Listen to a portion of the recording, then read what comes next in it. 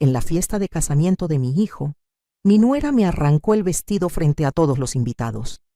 Su padre me empujó tan fuerte que caí al suelo, y cuando levanté la vista buscando ayuda, vi a mi propio hijo riéndose y aplaudiendo como si fuera parte de un espectáculo planeado. Todos pensaron que yo era una vieja inútil que se quedaría callada, aguantando la humillación como había aguantado tantas otras cosas en mi vida. Pero lo que ellos no sabían es que yo tenía un as bajo la manga. Saqué mi teléfono, hice una sola llamada, y en cuestión de minutos ese casamiento se convirtió en la peor pesadilla de sus vidas. Lo que pasó después los dejó a todos en shock absoluto. Sigue mi historia hasta el final y comenta la ciudad desde donde me estás viendo para saber qué tan lejos ha llegado mi relato. Esa noche debería haber sido una celebración, el momento más feliz para una madre que había sacrificado todo por su hijo. Pero en lugar de eso, me convertí en el hazmerreír de 200 invitados. Todavía puedo sentir el sonido de la tela rasgándose, las risas crueles y la mirada de desprecio de mi propia sangre. Pero déjenme contarles desde el principio cómo llegué a ese momento, porque esta historia no empezó esa noche. Empezó décadas atrás, cuando tomé decisiones que creí correctas, pero que terminaron construyendo mi propia trampa. Me llamo Rosa María, tengo 68 años y durante toda mi vida fui lo que llaman una buena mujer. Una de esas que se sacrifica sin preguntar, que pone a su familia primero siempre, que trabaja hasta el cansancio sin esperar reconocimiento. Quedé viuda cuando mi hijo Diego tenía apenas 12 años. Mi esposo murió en un accidente de trabajo y la empresa nos dio una indemnización miserable que apenas alcanzó para el funeral. De un día para otro, me convertí en madre soltera con un niño que mantener y sin más educación que la secundaria. Comencé limpiando casas. Me levantaba a las 4 de la mañana para tomar 2 camiones y llegar a las colonias donde vivían las familias ricas. Limpiaba 4 casas al día, de lunes a sábado. Mis manos quedaron marcadas para siempre por el cloro y los productos de limpieza. Las rodillas se me destruyeron de tanto arrodillarme a tallar pisos. Pero cada peso que ganaba era para Diego, para sus útiles escolares, su uniforme, sus libros, su comida. Yo comía lo que sobraba, usaba la misma ropa durante años, nunca me compraba nada para mí. Los fines de semana hacía tamales para vender. Me quedaba despierta toda la noche del sábado preparando la masa, el relleno, envolviendo uno por uno. El domingo salía a venderlos por el barrio. Diego me ayudaba a repartir cuando era chiquito, pero conforme fue creciendo, comenzó a darle vergüenza. No quería que sus amigos lo vieran vendiendo tamales con su mamá. Lo entendí, o al menos eso me dije a mí misma. Quería que él tuviera una vida mejor, que no sintiera la pobreza como yo la había sentido. Cuando Diego entró a la preparatoria, conseguí un trabajo extra de noche cuidando a un señor mayor. Dormía 3 o 4 horas por día, nada más. Mi cuerpo estaba destruido, pero mi corazón estaba lleno de orgullo, porque mi hijo iba a la escuela, tenía lo que necesitaba, y hasta podía salir con sus amigos de vez en cuando. Yo le daba dinero para sus gastos, para que no se sintiera menos que los demás. Me mataba trabajando para que él pudiera vivir como un muchacho normal. Logré que entrara a la universidad. Fue el día más feliz de mi vida cuando recibió la carta de aceptación. Estudiaría administración de empresas. Mi hijo iba a ser licenciado, iba a tener un título, iba a ser alguien importante. Todo mi sacrificio había valido la pena, o eso creía yo en ese momento, con mi corazón lleno de esperanza y mis manos destrozadas de tanto trabajo. Durante los años de universidad, seguí trabajando día y noche. Diego necesitaba dinero para los libros, para las copias, para comer en la cafetería, para salir con sus compañeros. Yo le daba todo lo que me pedía. Vivíamos en una casita humilde de 2 cuartos que había heredado de mis padres, pero era nuestra. Nunca tuve mucho, pero esa casita era mía, pagada, sin deberle nada a nadie. Estaba en un barrio sencillo pero tranquilo, con vecinos de toda la vida que me respetaban y me querían. Diego se avergonzaba de la casa. Nunca traía a sus amigos de la universidad. Cuando lo recogían para ir a fiestas, él les pedía que lo esperaran en la esquina. Una vez lo escuché diciéndole a alguien por teléfono que vivía en otra colonia, una más bonita. Me dolió, pero me dije que era normal. Los jóvenes quieren impresionar, quieren encajar. Ya cuando se graduara y consiguiera trabajo, todo sería diferente. O al menos eso me repetía a mí misma cada vez que sentía esa punzada en el pecho. Se graduó con honores. Yo fui a la ceremonia con el mismo vestido que había usado para graduaciones anteriores, remendado y planchado con cuidado. Me senté hasta atrás, entre todas las mamás que iban elegantes con sus vestidos nuevos y sus zapatos caros. Cuando Diego subió al estrado a recoger su título, lloré de felicidad. Todo había valido la pena. Mi hijo era licenciado. Aplaudí tan fuerte que me dolieron las manos, pero él ni siquiera volteó a verme. Después de la ceremonia, tomó fotos con sus compañeros y sus profesores. Yo esperé a un lado, pero cuando me acerqué para tomarme una foto con él, me dijo que mejor después, que estaba ocupado. Esa foto nunca llegó. Consiguió un buen trabajo en una empresa internacional. Por fin mi hijo tendría el futuro que yo había soñado para él. Comenzó a ganar bien, pero en lugar de ayudarme o al menos aliviar mi carga, empezó a alejarse más y más. Ya casi no llegaba a dormir a la casa. Decía que el trabajo lo tenía muy ocupado, que tenía juntas, compromisos, eventos. Yo lo entendía, o quería entender. Mi hijo estaba construyendo su carrera, haciéndose camino en el mundo profesional. Fue en uno de esos eventos de la empresa donde conoció a Valeria. La primera vez que me la presentó, supe que esa muchacha me despreciaba. Lo vi en sus ojos, en la forma en que miró nuestra casa como si fuera un basurero, en cómo arrugó la nariz cuando le ofrecí café. Venía de una familia con dinero, eso era evidente. Su ropa, sus joyas, hasta la manera de hablar, delataban que había crecido en un mundo completamente diferente al nuestro. Diego estaba deslumbrado con ella, la miraba como si fuera una diosa. Valeria comenzó a cambiar a mi hijo. De repente Diego empezó a criticar todo de nuestra vida. Que la casa era muy vieja, que el barrio era peligroso, que yo cocinaba cosas muy corrientes. Empezó a llegar con comida de restaurantes caros, diciendo que ya no quería comer mis guisados. Compraba ropa de marca y la dejaba tirada por todos lados para que yo se la lavara y planchara. Me trataba como su sirvienta, ya no como su madre. Le pedí que me ayudara con algunos gastos de la casa. Yo seguía trabajando, pero mi cuerpo ya no aguantaba como antes. Las rodillas me dolían horrores, la espalda me mataba, las manos casi no podía cerrarlas por la artritis. Necesitaba comprar medicinas, pagar la luz, el agua, la comida. Él ganaba bien, podía ayudarme. Pero Diego me dijo que todo su dinero lo estaba ahorrando para su futuro, que yo debería entender que él tenía sus propios planes. Me quedé callada, como siempre, tragándome el dolor y la humillación.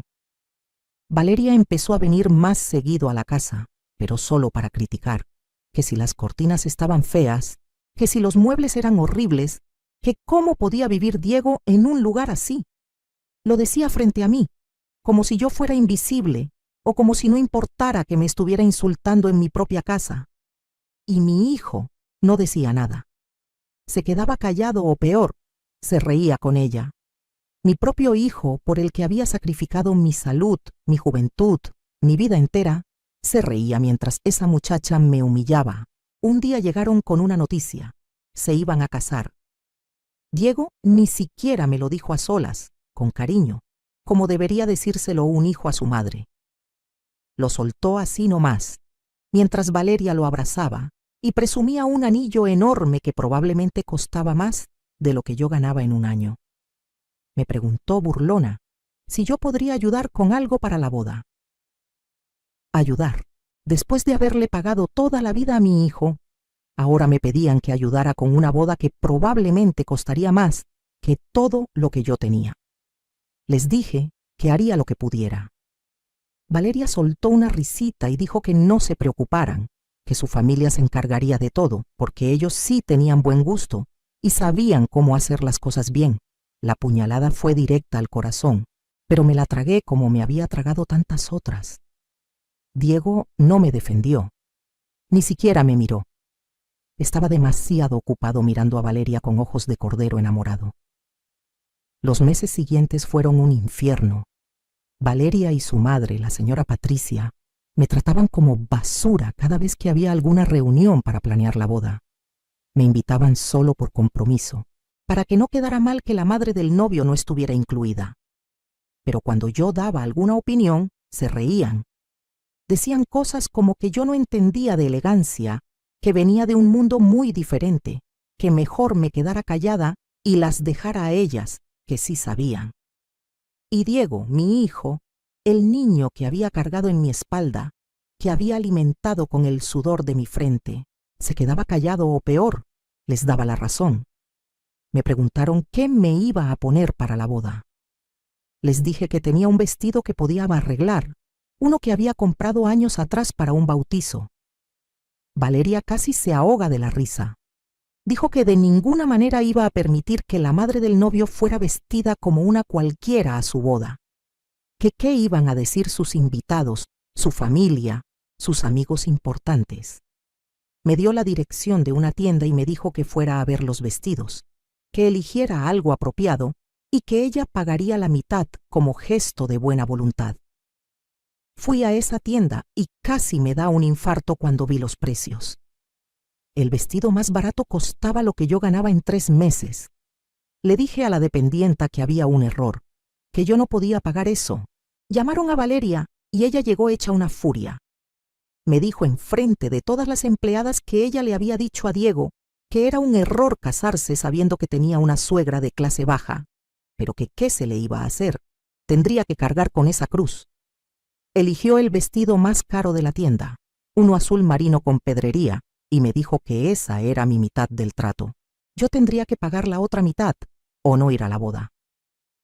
Vendí las pocas joyas que tenía, un anillo de mi mamá, unos aretes que había heredado de mi abuela, una cadenita de oro que mi esposo me había regalado cuando nació Diego. Eran lo único de valor que me quedaba, los únicos recuerdos físicos de las personas que había amado. Los vendí todos para pagar ese maldito vestido.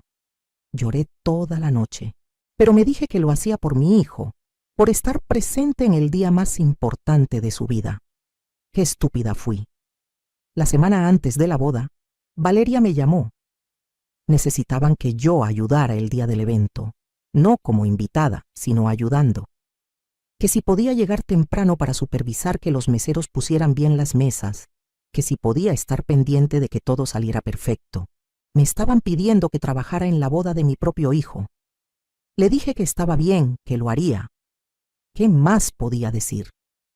Ya había aprendido que mi lugar en la vida de Diego era servir, callarme y aguantar.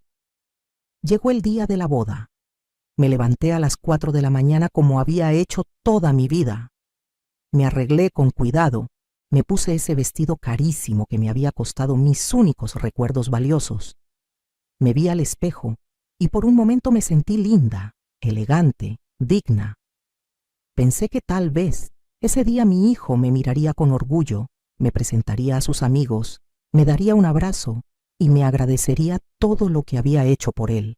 Qué ingenua fui. No tenía idea de la pesadilla que me esperaba. Llegué al salón 3 horas antes de la ceremonia. Era un lugar lujosísimo en una de las zonas más caras de la ciudad. Jardines enormes, fuentes, decoración que probablemente costaba más que mi casa entera.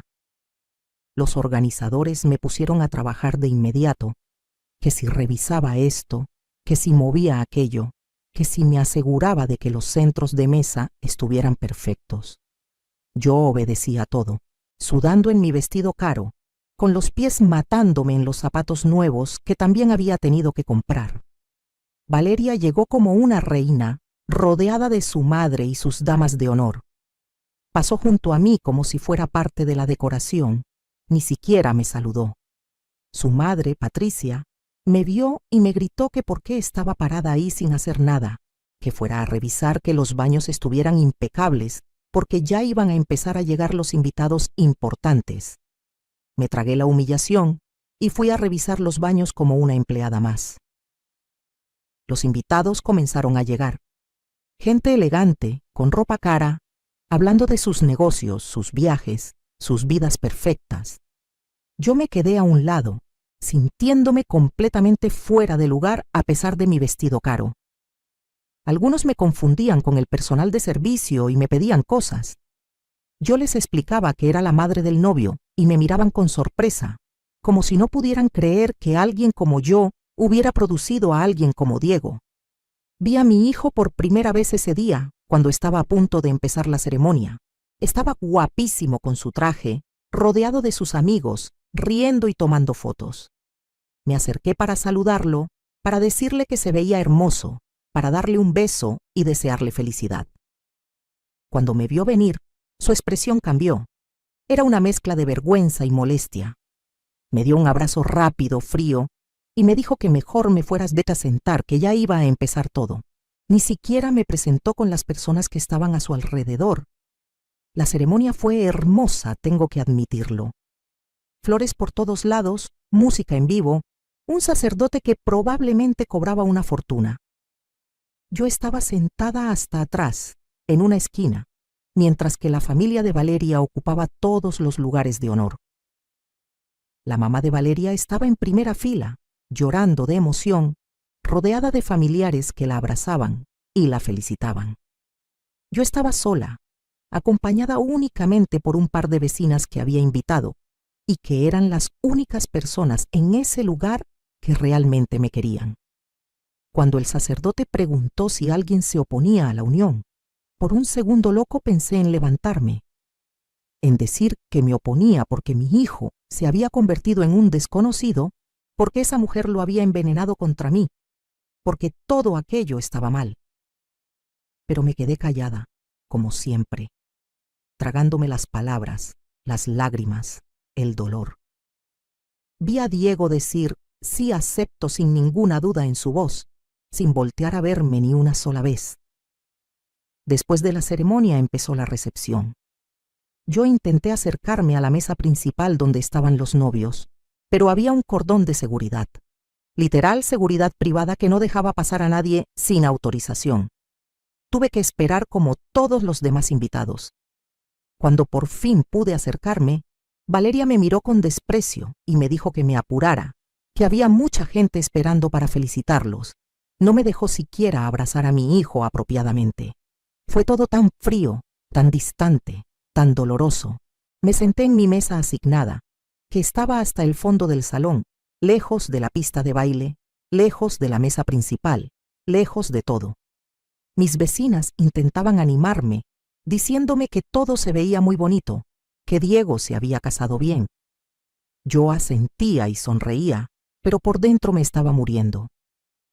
Miraba a mi hijo allá adelante, riendo y brindando con gente que yo no conocía, en un mundo donde yo claramente no tenía lugar. Llegó el momento del baile. Primero bailaron los novios, luego Diego con la mamá de Valeria, luego Valeria con su papá. Yo esperaba mi turno, el momento en que mi hijo me invitara a bailar como es tradición. Pero ese momento nunca llegó. Después de bailar con la mamá de Valeria, Diego se puso a bailar con las damas de honor, con las tías de Valeria, con las amigas de Valeria. A mí ni siquiera me volteó a ver. Me quedé sentada en mi mesa, muriendo de vergüenza, mientras todos los demás disfrutaban de la fiesta. Una de mis vecinas, la señora Lupita, se enojó tanto que quiso ir a reclamarle a Diego. La detuve. Le dije que no hiciera un escándalo, que todo estaba bien, que probablemente mi hijo estaba muy ocupado atendiendo a todos los invitados. Pero las lágrimas que corrían por mis mejillas decían otra cosa. Ya no podía seguir fingiendo que no me dolía, que no me estaban humillando, que no me estaban tratando como basura en la boda de mi propio hijo. Decidí irme. Ya no aguantaba más estar ahí, sintiéndome invisible y despreciada. Me levanté de mi mesa y comencé a caminar hacia la salida. Pero en ese momento, Valeria me vio. Estaba con un grupo de sus amigas, todas tomadas, todas riéndose. Me gritó que a dónde iba, que la fiesta apenas estaba empezando. Algo en su tono me detuvo. No era preocupación, era burla. Me di vuelta y le dije que me iba a casa, que no me sentía bien. Y ahí fue cuando pasó. Valeria caminó hacia mí con pasos tambaleantes por el alcohol. Sus amigas la seguían, riéndose, como si fuera un espectáculo planeado. Cuando llegó frente a mí, me miró de arriba abajo con asco.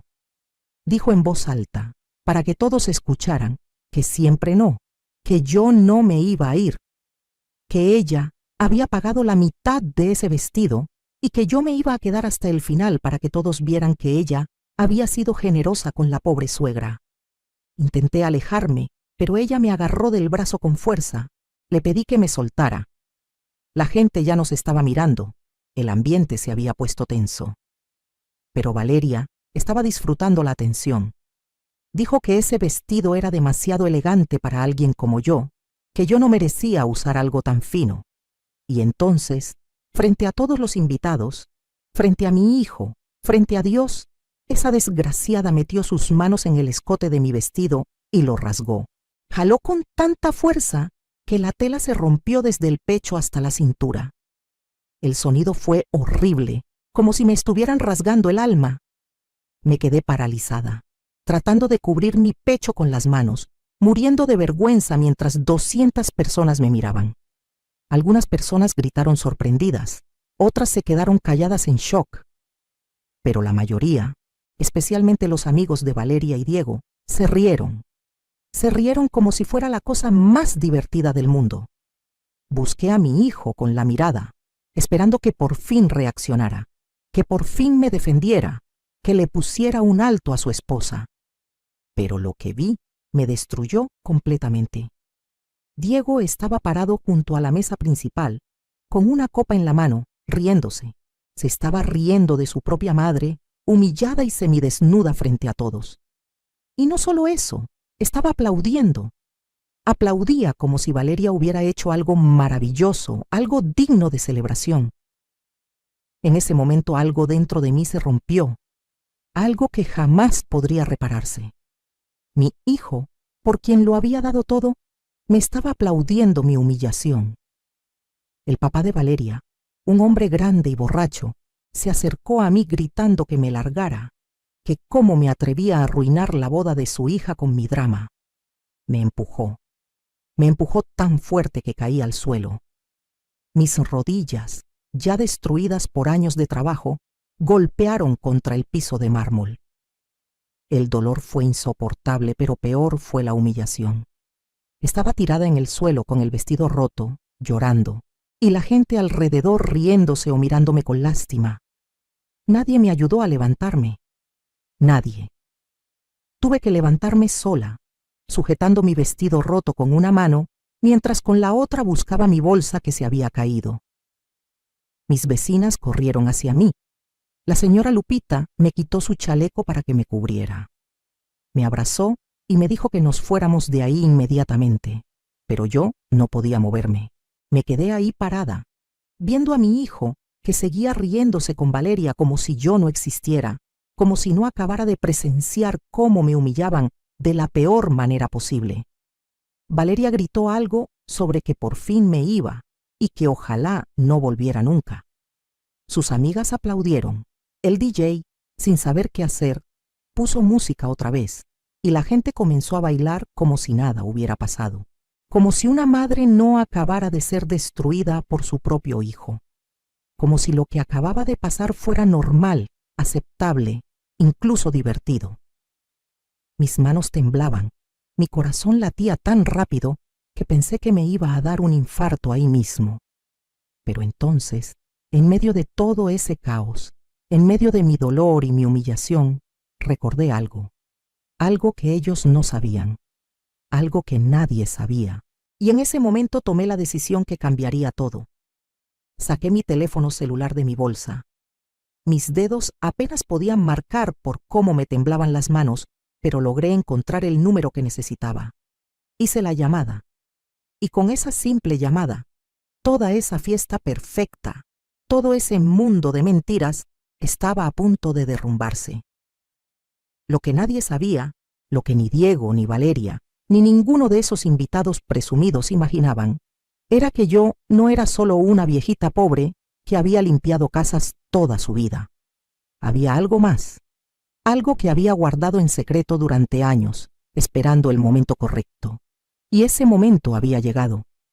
Mientras todos seguían celebrando y riéndose, yo hice esa llamada y activé una bomba que destruiría todo lo que ellos habían construido sobre mi sufrimiento. Verán, hace 3 años, cuando yo estaba cuidando a ese señor mayor por las noches, desarrollamos una relación muy cercana. Don Rodrigo era su nombre. Era un empresario retirado, sin familia, sin hijos, completamente solo. Yo lo cuidaba con cariño, no solo por el dinero, sino porque genuinamente me daba pena ver a un hombre tan exitoso terminar sus días en soledad. Platicábamos durante horas. Yo le contaba de mi vida, de mi hijo, de mis sacrificios. Él me escuchaba con atención y me decía que yo era una mujer admirable. Don Rodrigo murió hace 2 años. Fue tranquilo, en paz, y yo estuve con él sosteniéndole la mano hasta el final. Una semana después del funeral, recibí la visita de un abogado. Me dijo que don Rodrigo me había dejado algo en su testamento. Yo pensé que serían algunos miles de pesos, tal vez suficiente para comprarme algo bonito, pero no. Don Rodrigo me había dejado 3 propiedades comerciales en el centro de la ciudad, edificios completos que rentaba a negocios. La renta mensual de esas propiedades era más de lo que yo había ganado en toda mi vida. No le dije nada a nadie, ni siquiera a Diego. Para ese entonces él ya estaba con Valeria y yo ya había empezado a ver cómo me trataba diferente. Decidí guardar el secreto. Seguí viviendo en mi casita humilde, seguí vistiendo mi ropa vieja, seguí actuando como la pobre madre que limpiaba casas.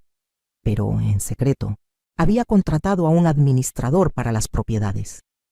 El dinero se acumulaba en una cuenta de banco que Diego nunca supo que existía.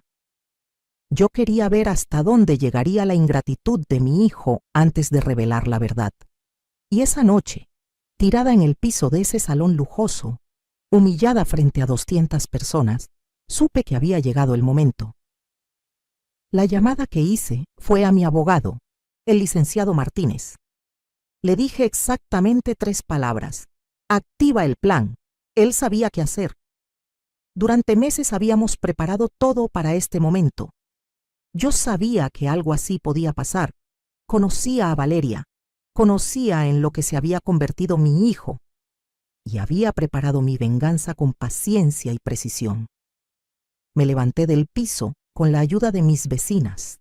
Me cubrí con el chaleco y caminé hacia la salida del salón con la cabeza en alto. Ya no estaba llorando. Una calma extraña se había apoderado de mí. Sabía lo que venía y necesitaba estar ahí para verlo. Le dije a la señora Lupita que no me iba a ir, que me esperara un momento. Ella me miró confundida, pero asintió. Me fui al baño, me arreglé lo mejor que pude, me sequé las lágrimas y regresé al salón. Nadie notó que regresé. Todos estaban demasiado ocupados disfrutando de la fiesta. Me quedé parada cerca de la entrada, en las sombras, esperando. No tuve que esperar mucho. 15 minutos después de mi llamada, las puertas del salón se abrieron de golpe.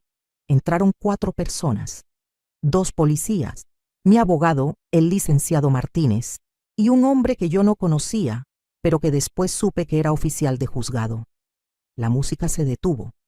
Todos voltearon a ver qué estaba pasando.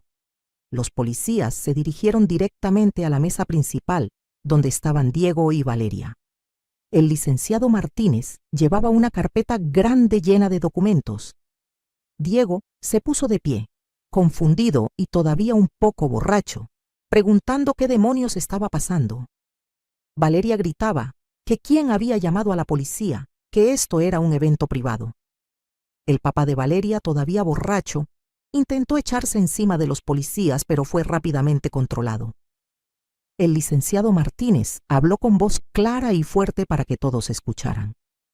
Dijo que venía en representación de la señora Rosa María y señaló hacia donde yo estaba parada. Todos voltearon a verme. Vi la cara de Diego pasar de la confusión al shock cuando me vio ahí, cuando se dio cuenta de que esto era obra mía. El licenciado continuó. Dijo que traía documentos legales que necesitaban ser entregados esa noche, porque al día siguiente tomarían efecto varias acciones legales. Primero, le entregó documentos a Diego.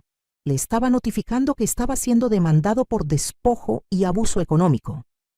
Verán, durante todos estos años, Diego había vivido en mi casa sin pagar renta, sin aportar para los gastos, sin contribuir en nada. Legalmente, yo podía demandarlo por todo ese tiempo. Además, le estaba cobrando cada peso que le había prestado para su educación, su ropa, sus gastos. Tenía recibos, documentos, transferencias bancarias, todo. Era una cantidad enorme que él jamás podría pagar. La cara de Diego era un poema. No podía creer lo que estaba escuchando. Intentó hablar, pero el licenciado no había terminado. También le estaba notificando que tenía 24 horas para desalojar mi propiedad.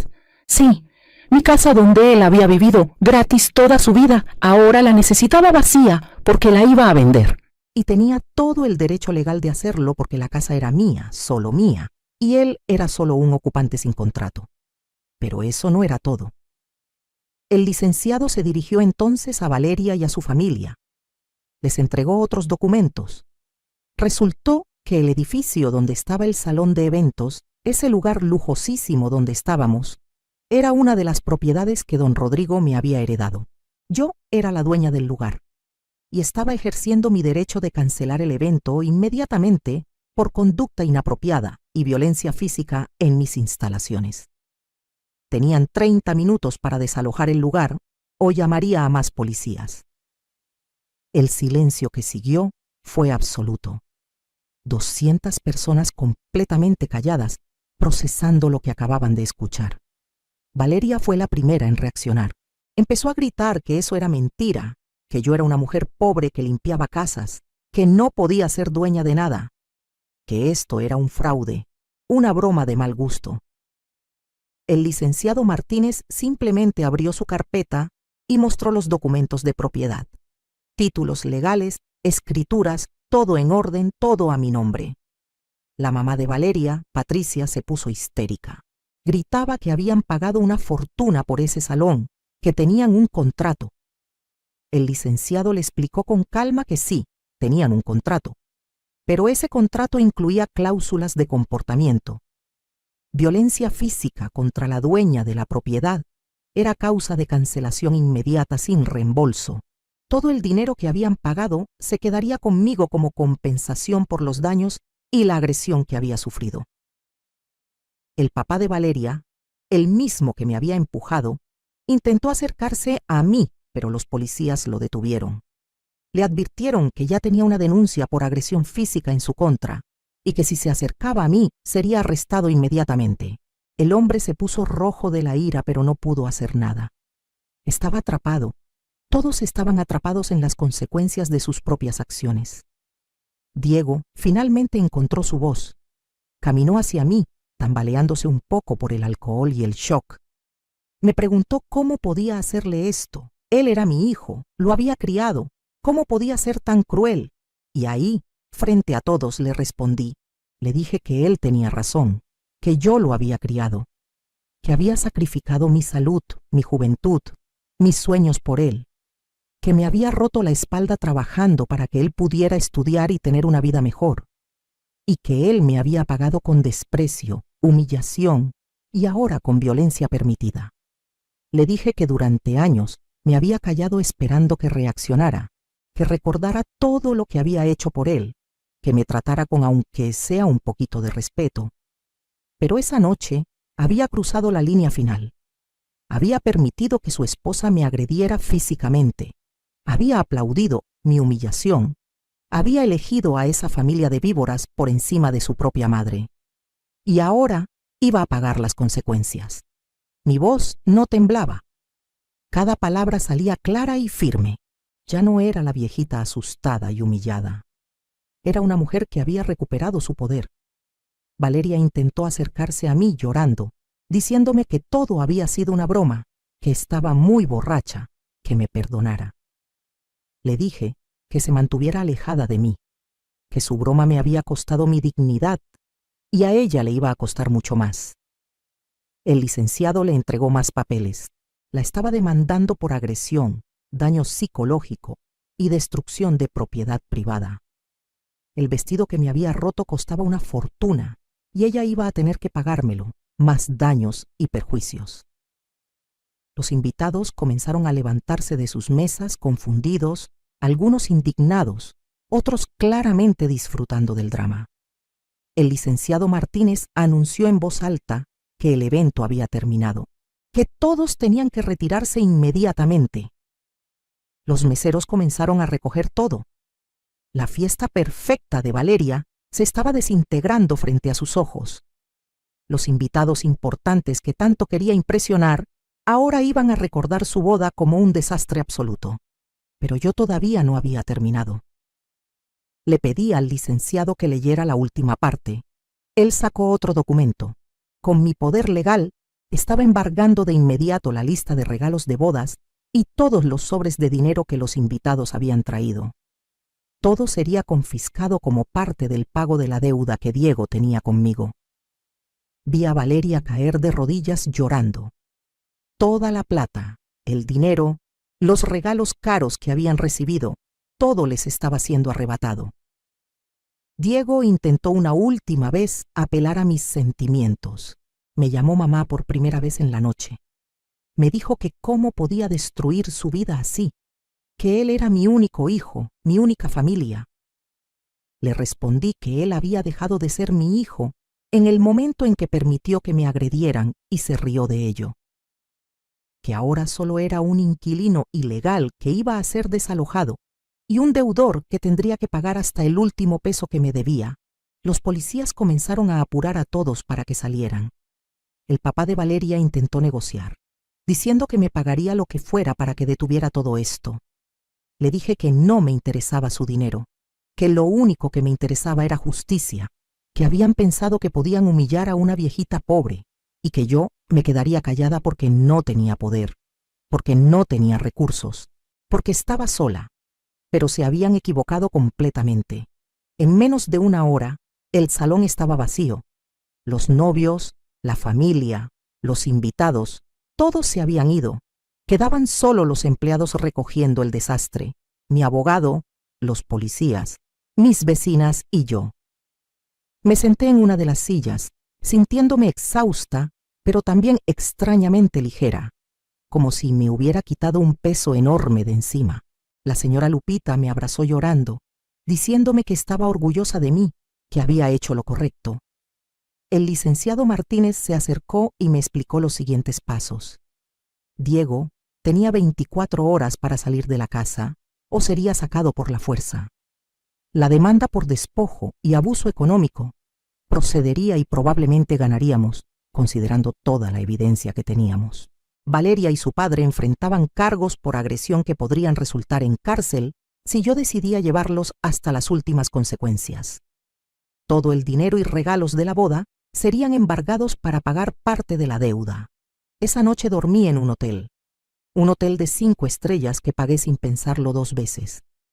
Me di un baño largo en una tina enorme, pedí servicio al cuarto y dormí en sábanas de lujo.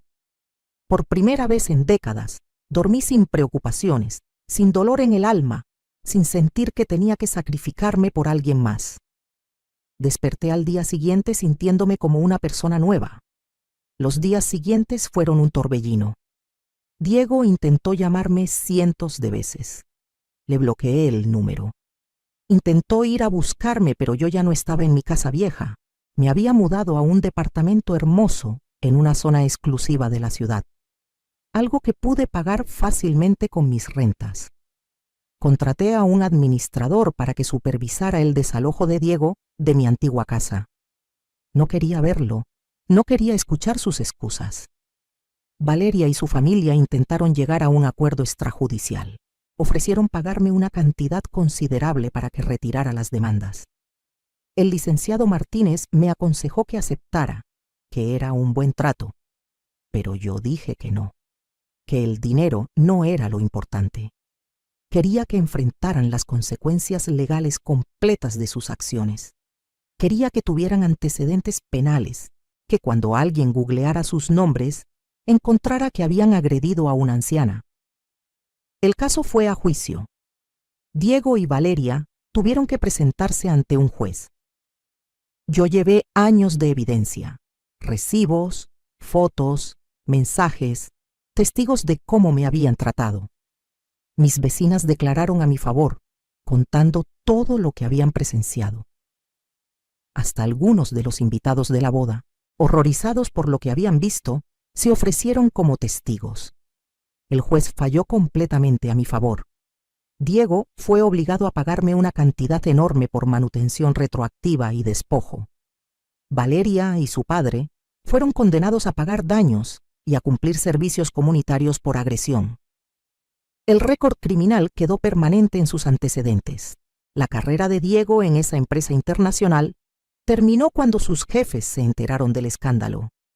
Lo despidieron porque la imagen pública de la empresa era muy importante y no podían tener empleados con ese tipo de problemas legales. Valeria perdió todas sus amistades de la alta sociedad cuando se corrió la voz de lo que había hecho. La pareja se divorció menos de 6 meses después de la boda. No pudieron con el estrés, las deudas y la humillación pública. Valeria lo culpaba a él por tener una madre loca que había arruinado todo. Él la culpaba a ella por haber sido tan estúpida de atacarme físicamente. Se destruyeron mutuamente, exactamente como se merecían. Supe todo esto porque mi abogado me mantenía informada, no porque yo buscara saberlo. Honestamente ya no me importaban. Mientras ellos se hundían en sus problemas, yo florecía. Con el dinero de las rentas de mis propiedades, decidí hacer todo lo que siempre había soñado, pero nunca pude. Viajé por primera vez en mi vida. Fui a Cancún, a la Ciudad de México. Incluso me animé a ir a España. Conocí lugares hermosos, comí en restaurantes elegantes, me compré ropa bonita. Me hice tratamientos para las manos destruidas por el cloro, para las rodillas dañadas por años de arrodillarme. Me inscribí en clases de pintura, algo que siempre me había gustado, pero nunca tuve tiempo ni dinero para hacer. Resultó que era bastante buena. Mis pinturas empezaron a venderse en una galería local. No necesitaba el dinero, pero la satisfacción de que alguien valorara mi arte era indescriptible. Hice amigas nuevas, mujeres de mi edad que también habían pasado por dificultades y que ahora disfrutaban de su libertad. Doné dinero a organizaciones que ayudan a madres solteras. Sabía exactamente lo que era luchar sola, sin apoyo, sacrificándose por los hijos. Ayudé a varias mujeres a pagar sus estudios, a poner pequeños negocios, a salir adelante. Ver sus caras de agradecimiento, saber que estaba haciendo una diferencia real en sus vidas, me llenaba de una alegría que nunca había sentido. Un año después de la boda desastrosa, recibí una carta. Era de Diego. Una carta larga, escrita a mano, donde me pedía perdón. Decía que había tenido tiempo de pensar, de reflexionar sobre todo lo que había hecho, que se daba cuenta de lo terrible que había sido, de cómo me había tratado, de todo lo que había permitido. Decía que no esperaba que lo perdonara, pero que necesitaba que supiera que estaba arrepentido, que había estado cegado por Valeria, por el dinero, por querer pertenecer a un mundo que no era el suyo. Leí la carta varias veces. Busqué en mi corazón algún resto del amor incondicional que le había tenido. Y sí, encontré algo. Era mi hijo después de todo, la sangre de mi sangre. Pero también encontré algo más fuerte, amor propio, respeto por mí misma, la comprensión de que perdonar no significa olvidar ni permitir que te sigan lastimando. Decidí que no le respondería, al menos no todavía. Tal vez algún día, cuando estuviera segura de que su arrepentimiento era genuino y no solo porque había perdido todo. Supe que Diego estaba trabajando en trabajos humildes, tratando de pagar sus deudas, que vivía en un cuarto pequeño, solo, sin los lujos a los que se había acostumbrado.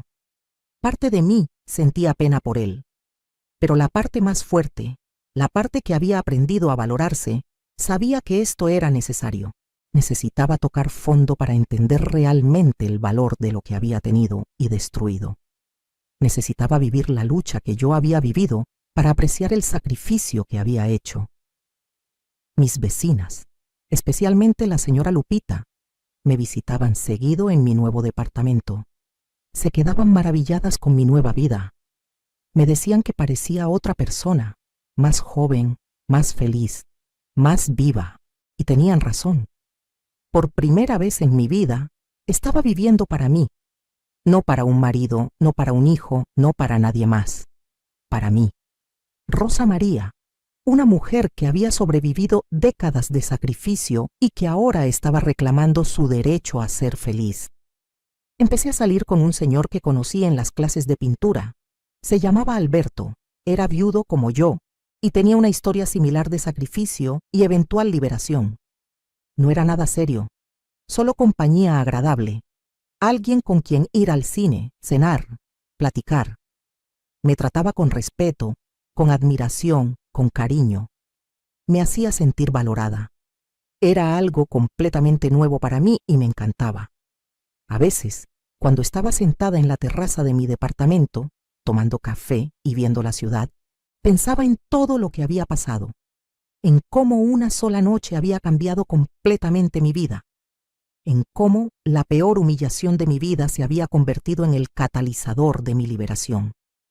Si Valeria no me hubiera rasgado el vestido, si Diego no hubiera aplaudido, tal vez yo seguiría atrapada en ese ciclo de sacrificio y abuso. En cierto modo retorcido, casi les agradecía, pero no del todo, porque lo que me hicieron fue imperdonable. La diferencia era que ya no les daba poder sobre mi vida, sobre mis emociones, sobre mi felicidad. Ellos habían seguido su camino lleno de consecuencias, y yo había seguido el mío lleno de libertad, y estaba en paz con eso. No necesitaba venganza adicional, no necesitaba verlos sufrir más. Su propio karma se estaba encargando de ellos. 2 años después de la boda, volví a recibir noticias de Diego, esta vez a través del licenciado Martínez. Diego había pagado completamente su deuda. Había trabajado día y noche durante 2 años, viviendo con lo mínimo, ahorrando cada peso para pagarme lo que me debía. El licenciado me dio un cheque y otra carta. En esta carta, Diego no solo pedía perdón, explicaba todo lo que había aprendido, cómo trabajar en empleos humildes le había hecho entender finalmente lo que yo había vivido por él. Decía que ahora entendía el dolor de las manos agrietadas, de la espalda que duele al final del día, de la humillación de que te traten como inferior solo por el tipo de trabajo que haces, que había llorado pensando en cómo yo había vivido eso durante décadas, mientras él disfrutaba de todo sin valorarlo, que no esperaba que lo perdonara, pero que quería que supiera que se había convertido en mejor persona, que había vuelto a los valores que yo le había enseñado cuando era niño, antes de que la ambición y la soberbia lo corrompieran. Esta vez sí le respondí, le escribí una carta corta. Le dije que reconocía su esfuerzo por pagar la deuda y por cambiar, que tal vez algún día podríamos tener algún tipo de relación, pero que sería completamente diferente, que yo ya no era la madre abnegada que todo lo perdonaba y todo lo aguantaba, que ahora tenía límites, amor propio, y que si él quería estar en mi vida tendría que respetar eso, que tendría que ganarse mi confianza otra vez, paso a paso, con acciones, no con palabras. Pasaron varios meses antes de que nos viéramos en persona. Él me pidió si podíamos tomar un café. Acepté encontrarnos en un lugar neutral, una cafetería en el centro. Cuando lo vi entrar, casi no lo reconocí. Estaba más delgado, con ropa simple pero limpia, con una humildad en los ojos que nunca le había visto. Se sentó frente a mí, y lo primero que hizo fue llorar. Lloró como no lo había visto llorar desde que era un niño pequeño. Me pidió perdón. Un perdón genuino, profundo, doloroso. Me contó todo lo que había pasado, cómo había tocado fondo, cómo había tenido que enfrentarse a quién realmente era sin el dinero, sin la posición, sin nada. Me dijo que había ido a terapia, que estaba trabajando en ser mejor persona, que entendía si nunca podía perdonarlo completamente, pero que necesitaba que supiera que su arrepentimiento era real. Escuché todo sin interrumpir, observando, evaluando, protegiendo mi corazón. Le dije que apreciaba su honestidad y su cambio, que podíamos intentar reconstruir algo, pero sería lento y con condiciones claras. Nada de abusos, nada de faltas de respeto, nada de darme por sentada. Si en algún momento sentía que estaba cayendo en viejos patrones, me alejaría sin dudarlo. Él aceptó todas mis condiciones. Nos despedimos con un abrazo incómodo pero genuino. Era un comienzo, nada más. El tiempo diría si era posible realmente sanar esa relación. Hoy, 3 años después de esa fatídica boda, mi vida es completamente diferente. Vivo en mi hermoso departamento, administro mis propiedades, viajo cuando quiero, tengo hobbies que me apasionan, amistades verdaderas y una relación respetuosa, aunque distante, con Diego. Él viene a visitarme una vez al mes, siempre preguntando primero si es buen momento, siempre trayendo algo hecho por él mismo, siempre respetuoso. Es diferente. No sé si algún día volverá a ser mi hijo como antes, pero honestamente, no quiero que lo sea. Quiero esta nueva versión, más consciente, más humilde, más humana. Valeria desapareció de nuestras vidas completamente. Supe que se casó de nuevo con alguien de dinero y se mudó a otra ciudad. No siento nada por ella, ni odio ni rencor. Simplemente no existe en mi mundo. Su familia tampoco. Todos siguieron sus caminos y yo el mío. A veces me encuentro con gente que estuvo en esa boda y me reconocen. Algunos me evitan por vergüenza. Otros se acercan a decirme que admiraron lo que hice, que ojalá tuvieran el valor de poner límites como yo lo hice. Mi historia se volvió medio famosa en nuestra comunidad. Otras mujeres mayores se acercan a pedirme consejo cuando tienen problemas con hijos ingratos o familias abusivas. Les cuento mi experiencia, les digo que nunca es tarde para valorarse, para poner límites, para reclamar su vida. Algunas me dicen que no pueden, que no tienen recursos, que están atrapadas. Les explico que el recurso más importante es el amor propio, la decisión de no seguir permitiendo el abuso. El dinero ayuda, sí, pero la decisión es lo fundamental. Hace poco di una plática en un centro comunitario para mujeres. Conté mi historia completa, sin vergüenza, sin ocultar nada. Hablé de los años de sacrificio, de la humillación, del momento en que decidí que ya era suficiente. Hablé de cómo la peor noche de mi vida se convirtió en el inicio de la mejor etapa de mi vida. Cuando terminé, muchas mujeres lloraban. Algunas me abrazaron diciéndome que les había dado esperanza, que les había mostrado que sí es posible cambiar las cosas incluso cuando parece imposible. Una mujer en particular se me acercó después. Tenía como 50 años y me contó que llevaba 30 aguantando los abusos de sus hijos adultos que vivían con ella sin aportar nada, tratándola como sirvienta. Me dijo que mi historia le había abierto los ojos, que esa misma semana iba por ir a empezar a poner límites. Meses después, me buscó para contarme que lo había hecho, que sus hijos habían reaccionado mal al principio, pero que eventualmente tuvieron que madurar y empezar a valerse por sí mismos. Me agradeció por haberle dado el valor de reclamar su vida. Esos momentos me llenan más que cualquier cantidad de dinero. Saber que mi dolor, mi experiencia, mi decisión de no quedarme callada, está ayudando a otras mujeres a liberarse. Es como si todo lo que pasé tuviera un propósito mayor. No justifico lo que me hicieron, nunca lo haré, pero le encontré significado. Lo convertí en algo que puede ayudar a otros, y eso me da paz. Alberto y yo seguimos juntos. Nada serio ni formal, Solo dos personas mayores disfrutando de compañía mutua con respeto y cariño. Viajamos juntos, cocinamos juntos, vamos a exposiciones de arte. Él también pinta y a veces hacemos exhibiciones conjuntas de nuestro trabajo. Es una relación completamente diferente a todo lo que conocí antes. No hay sacrificio desmedido, no hay abnegación, no hay perder mi identidad en otra persona. Somos dos individuos completos que eligen pasar tiempo juntos porque les hace felices.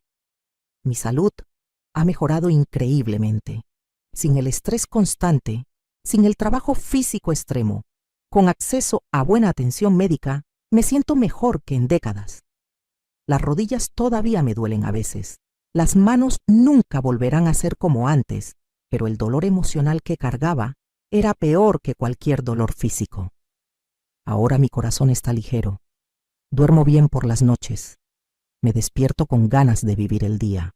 Es algo que nunca pensé que experimentaría a mi edad. A veces me pregunto qué hubiera pasado si don Rodrigo no me hubiera dejado esa herencia. Si yo hubiera seguido siendo pobre, sin recursos para defenderme. Probablemente hubiera tenido que aguantar la humillación, alejarme callada y vivir el resto de mis días cargando ese dolor. Pero tuve suerte, o bendición, o karma positivo por haber sido buena persona durante tantos años. Tuve los recursos para defender mi dignidad y cambiar mi vida. Y no desperdicié esa oportunidad. Pero también aprendí que los recursos económicos no son lo único importante. Lo más importante fue la decisión de no seguir permitiendo el abuso. Hay mujeres millonarias que aguantan humillaciones porque no se valoran, porque tienen miedo de estar solas, porque creen que merecen el maltrato. Y hay mujeres pobres que con nada se plantan firmes y dicen basta. El dinero ayuda definitivamente, pero la fortaleza viene de adentro. Le agradezco a la vida por darme la oportunidad de tener estos años finales viviendo para mí. Muchas mujeres de mi generación nunca lo logran, se sacrifican toda la vida y mueren sin haber vivido realmente, sin haberse conocido a sí mismas fuera del rol de madre, esposa, cuidadora. Yo tuve la oportunidad de descubrir quién es Rosa María cuando no está definida por su relación con otros. Y me gusta la persona que encontré. Es fuerte, creativa, generosa, pero también firme con límites claros que no se deja pisotear. Mi mensaje para cualquiera que esté escuchando mi historia, especialmente para las mujeres que han sacrificado tanto por sus familias, es este. Nunca es tarde para valorarte. Nunca es tarde para poner límites. Nunca es tarde para decir basta. No importa cuántos años tengas, cuánto tiempo hayas aguantado, qué tan difícil parezca la situación. Tú vales, tu dignidad vale, tu paz mental vale. Y si las personas a tu alrededor no lo reconocen, entonces no merecen estar en tu vida, sin importar qué parentesco tengan contigo. El respeto no es negociable. El amor verdadero incluye respeto. Si alguien dice que te ama pero te trata mal, te humilla, permite que otros te humillen, ese no es amor. Es manipulación, es conveniencia, es abuso disfrazado de afecto. No tienes que aguantarlo. No le debes tu sufrimiento a nadie, ni siquiera a tus hijos. Criaste hijos para que fueran buenas personas, no para que fueran tus verdugos. Y si salieron mal a pesar de tus mejores esfuerzos, no es tu culpa y no tienes que seguir pagando por ello. Hay vida después del sacrificio. Hay felicidad después de poner límites. Hay paz después de alejarte de relaciones tóxicas, incluso si son familiares. No dejes que nadie te haga sentir culpable por elegirte a ti misma. Diste suficiente, amaste suficiente, te sacrificaste suficiente. Ahora te toca vivir. Te toca ser feliz. Te toca disfrutar el fruto de todo tu trabajo y sacrificio. Y si los demás no están contentos con eso, es su problema, no el tuyo. Mi vida hoy está llena de cosas que me dan alegría. Pequeñas cosas que antes no podía disfrutar porque estaba demasiado ocupada sobreviviendo y sacrificándome. Tomar café en la terraza viendo el amanecer. Pintar durante horas sin preocuparme por nada más. Viajar a lugares nuevos. Comprarme ropa bonita solo porque me gusta. Dormir hasta tarde si quiero. Decir no sin sentirme culpable. Son cosas simples pero poderosas porque las elijo yo, para mí, sin tener que justificarme ante nadie. ¿Qué harías tú en mi lugar? Si te humillaran de esa manera, si tu propio hijo permitiera y celebrara tu degradación, ¿te quedarías callada o tomarías acción? ¿Seguirías sacrificándote por alguien que claramente no te valora? Comenta abajo qué piensas. Y si conoces a alguien que necesita escuchar esta historia, compártela. Tal vez sea justo el empujón que necesitan para cambiar su vida, para valorarse, para decir basta. Recuerda, la familia que te maltrata no merece tu lealtad ciega. La sangre no justifica el abuso. Y nunca, nunca es tarde para reclamar tu dignidad y tu derecho a ser feliz. Esta es mi historia. La historia de cómo la peor noche de mi vida se convirtió en el comienzo de mi liberación. Y si yo pude hacerlo a mis 68 años, después de décadas de sacrificio, tú también puedes. Créeme, la vida que te espera del otro lado del miedo y la culpa es más hermosa de lo que imaginas.